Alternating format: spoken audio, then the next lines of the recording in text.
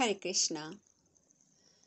संजय जी आगे बताते हैं, भगवान शंकर के दिव्य पार्षद नाना प्रकार के रूपों में दिखाई देते हैं।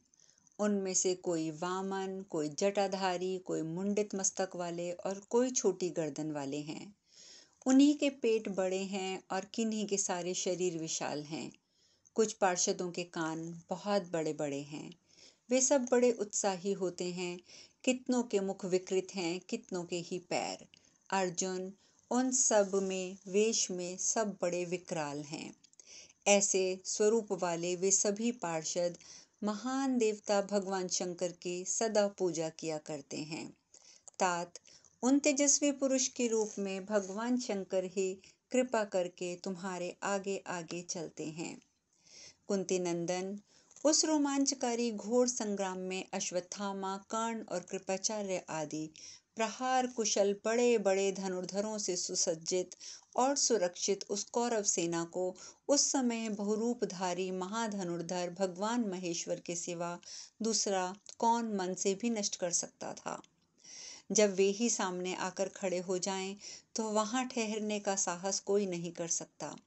तीनों लोकों में कोई भी प्राणी उनकी समानता करने वाला नहीं है। संग्राम में भगवान शंकर के कुपित होने पर उनकी गंध से भी शत्रु बेहोश होकर कांपने लगते हैं, अधमरे हो जाते हैं। उनको नमस्कार करने वाले देवता सदा स्वर्गलोक में निवास करते हैं। दूसरे भी जो मानव इस लोक में उन्हें नमस्कार करते हैं, वे भी स्वर्गलोक पर विजय पाते हैं। जो भक्त मनुष्य सदा अन्यान भाव से वरदायक देवता, कल्याण स्वरूप, सर्वेश्वर, उमानाथ भगवान रुद्र की उपासना करते हैं, वे ही इस लोक में सुख पाकर अंत में परम गति को प्राप्त होते हैं। कुंती नंदन, तुम भी उन शांत स्वरूप भगवान शिव को सदा नमस्कार किया करो, जो रुद्र, नीलकंठ, कनिष्ठ, सूक्ष्म दीप्तिमान, उत्तम तेज से संपन्न, जटाजूटधारी, विकराल स्वरूप, पिंगल नेत्र वाले और कुबेर को वर देने वाले हैं। उन भगवान शिव को नमस्कार है। जो यम के अनुकूल रहने वाले काल हैं, अव्यक्त रूप से आकाश ही जिनका केश है, जो सदाचार संपन्न, सबका कल्याण करने वाले, कमानिया, पिंगल नेत्र, सदा स्थिर रहने वाले और अंतर्यामी पुरुष हैं, जिनके केश भूरे एवं पिंगल वर्ण के हैं, जिनका मस्तक मुंडित है, जो दुबले पतले और भवसागर को से पार उतारने वाले हैं, जो सूर्य स्वरूप, उत्तम तीर्थ और अत्यंत वेगशाली हैं, उन देवादिदेव महादेव को नमस्कार है। जो अनेक रूप धारण करने वाले हैं, सर्व स्वरूप तथा सबके प्रिय हैं, वलकल आदि वस्त्र जिन्हें प्रिय हैं, जो मस्तक पर पगड़ी धारण करते हैं, जिनका मुख सुंदर है, जिनके सहस्त्रों नेत्र हैं, तथा जो वर्षा काल करने वाले हैं, उन भगवान शंकर को नमस्कार है। जो पर्वत पर शयन करने वाले परम शांत, यति स्वरूप, चीर वस्त्रधारी, हिरण्य बाहु, सोने के आभूषणों से विभूषित, राजा, दीप्तिमान, उग्र, भयंकर तथा दिशाओं के अधिपति हैं, उन भगवान शंकर को नमस्कार है। जो मेघों के अधिपति तथा संपूर्ण भूतों के स्वामी हैं, उन्हें नमस्कार है। वृक्षों के पालक तथा गांवों के अधिपति रूप में आपको नमस्कार है। जिनका शरीर वृक्षों से आच्छादित है, जो सेना के अधिपति और शरीर के मध्यवर्ती हैं, यजमान स्वरूप में जो अपने हाथ में स्त्रुवा धारण करते हैं, जो दिव्य स्वरूप, धनुर्धर, भृगुवंशी, परशुराम स्वरूप हैं, उनको नमस्कार है। जिनके बहुत से रूप हैं, जो इस विश्व के पालक होकर भी मूंज का कौपीन धारण करते हैं, जिनके सहस्त्रों सिर, सहस्त्रों नेत्र, सहस्त्रों भुजाएं, सहस्त्रों पैर हैं, उन भगवान शंकर को नमस्कार है। कुंती नंदन, तुम उन्हीं वरदायक भुवनेश्वर, उमा वल्लभ, त्रिनेत्रधारी, दक्ष यज्ञ विनाशक, प्रजापति, व्यग्रता रहित, अविनाशी भगवान भूतनाथ की शरण में जाओ। जो जटाधारी हैं, जिनका घूमना परम श्रेष्ठ है, जो श्रेष्ठ नाभि से सुशोभित, ध्वजा पर वृषभ का चिन्ह धारण करने वाले, वृषपर्द, वृषपति, अधिपति, धर्म को उच्चतम मानने वाले तथा धर्म से भी सर्वश्रेष्ठ हैं, जिनके ध्वज में सांड का चिन्ह अंकित है, जो धर्मात्माओं में उदार, धर्म स्वरूप, वृषभ के समान विशाल नेत्रों वाले, श्रेष्ठ आयुध, श्रेष्ठ बाण से युक्त, धर्म विग्रह तथा धर्म के ईश्वर हैं, उन भगवान की शरण में जाओ। कोटि कोटि ब्राह्मणों को धारण करने के कारण, जिनका उदर और शरीर विशाल है, जो व्याघ्र चम्र ओढ़ा करते हैं, जो लेकेश्वर हैं, जो शरणागत वत्सल हैं, उन्हीं भगवान की शरण में जाओ। कुबेर जिनके सखा हैं, उन देवेश्वर शिव को नमस्कार है। प्रभो, आप उत्तम वस्त्र, उत्तम व्रत और उत्तम धनुष धारण करते हैं। आप धनुर्धर देवताओं को धनुष प्रिय हैं। आप धन्वी, धनवंतर, धनुष और धन्वाचार्य हैं। आपको नमस्कार है। भयंकर आयुध करने वाले सुरश्रेष्ठ महादेव जी को नमस्कार है। अनेक रूपधारी शिव को नमस्कार है। बहुत से धनुष धारण करने वाले रुद्रदेव को नमस्कार है। त्रिपुर नाशक, भगवत नेत्र विशान विनाशक भगवान शिव को बारंबार नमस्कार है। वनस्पतियों के पति और नरपति रूप महादेव को नमस्कार है। मातृकाओं के अधिपति, गणों के पालक शिव को नमस्कार है। गोपति और यज्ञपति शंकर को नमस्कार है। जलपति और देवपति को नित्य नमस्कार है। पूषा के दांत तोड़ने वाले त्रिनेत्रधारी वरदायक शिव को नमस्कार है। नीलकंठ, पिंगलवर्ण, सुनहरे केश वाले भगवान शंकर को नमस्कार है। अर्जुन, अब मैं परम बुद्धिमान महादेव जी के जो दिव्य कर्म हैं, उनका अपनी बुद्धि के अनुसार जैसा सुन रखा है, तुम्हारे समक्ष मैं वर्णन करता हूँ। यदि वे कुपित हो जाएं तो देवता, असुर, गंधर्व और राक्षस इस लोक में अथवा पाताल में छिप जाने पर भी चैन से नहीं रह पाते हैं। मैं तुम्हें बताता हूँ, पहले की बात है। वे यज्ञपरायण दक्ष पर कुपित हो गए थे। उस समय उन्होंने उसे उनके विधि पूर्वक किए जाने वाले यज्ञ को नष्ट कर दिया था।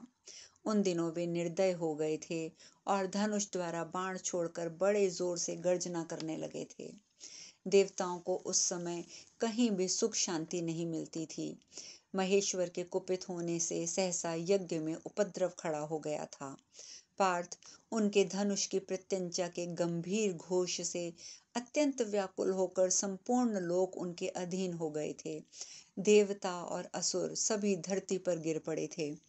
समुद्र में, जल में ज्वार आ गया था। धरती कांपने लगी थी। पर्वत टूट टूट कर बिखरने लगे थे और दिग्गज मूर्छित हो गए थे।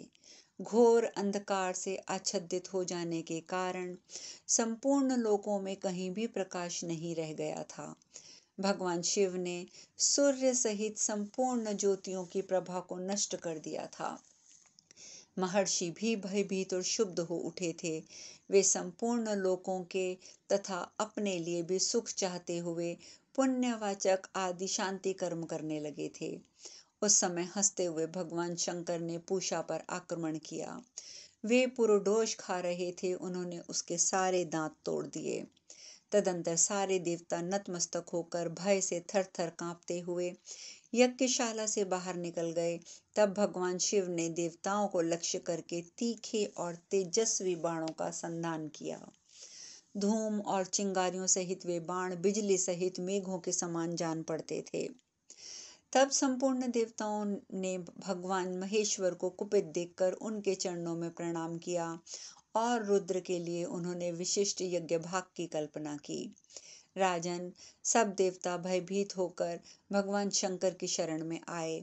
तब क्रोध शांत होने पर उन्होंने उस यज्ञ को पूर्ण किया।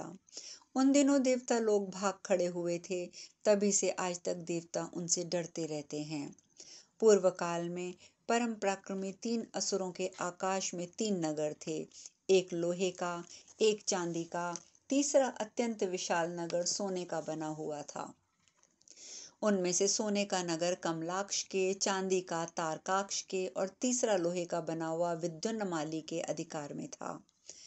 इंद्र संपूर्ण अस्त्र शस्त्रों का प्रयोग करके भी उन नगरों का भेदन न कर सके। तब उनसे पीड़ित हुए देवता भगवान शंकर की शरण में गए।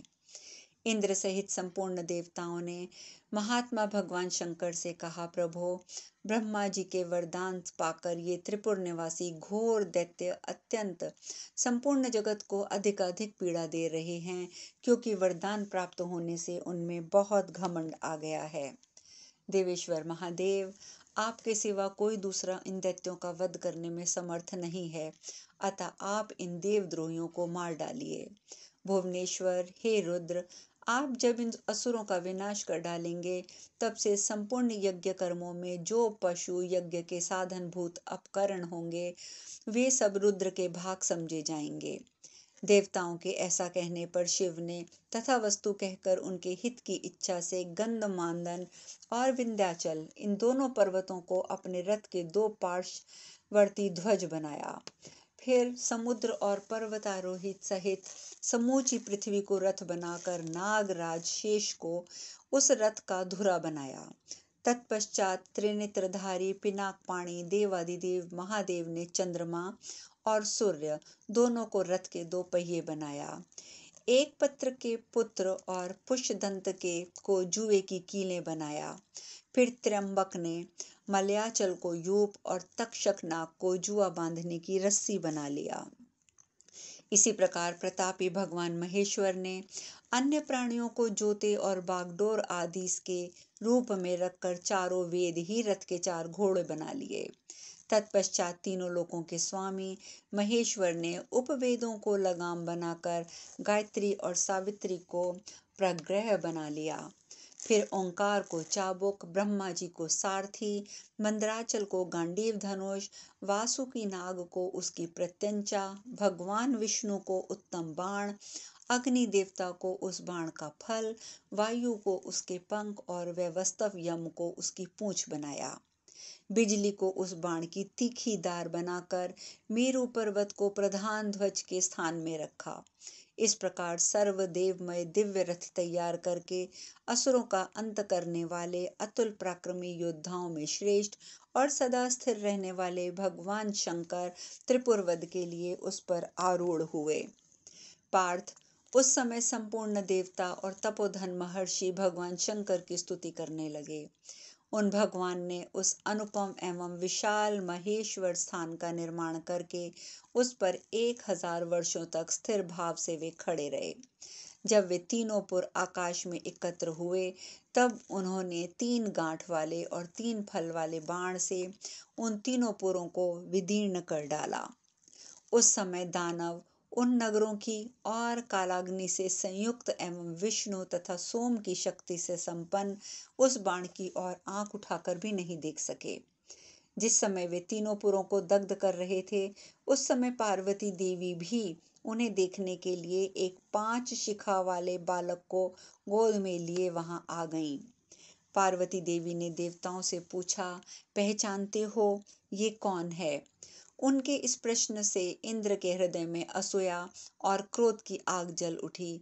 वे उस बालक पर वज्र का प्रहार करना ही चाहते थे कि सर्वलोकेश्वर सर्वव्यापी भगवान शंकर हंसकर उनकी वज्र सहित बाह को उन्होंने स्तंभित कर दिया।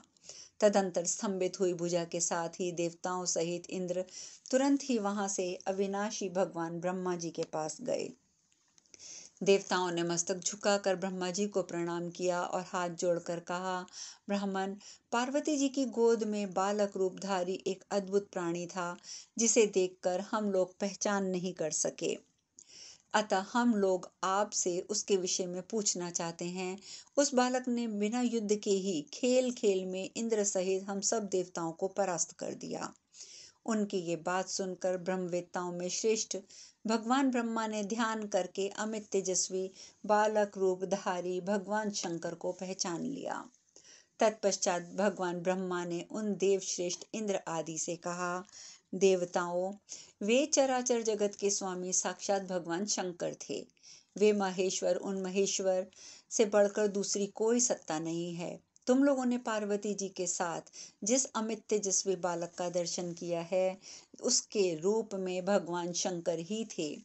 उन्होंने पार्वती जी को प्रसन्न करने के लिए बालक का रूप धारण कर लिया था। अतः तुम लोग मेरे सामने उनकी शरण में चले जाओ। उस बालक के रूप में सर्वलोकेश्वर प्रभु भगवान महादेव ही हैं, किंतु प्रजापतियों सहित संपूर्ण देवता बाल सूर्य के सदृश कांतिमान उन जगदीश्वर को पहचान ना सके।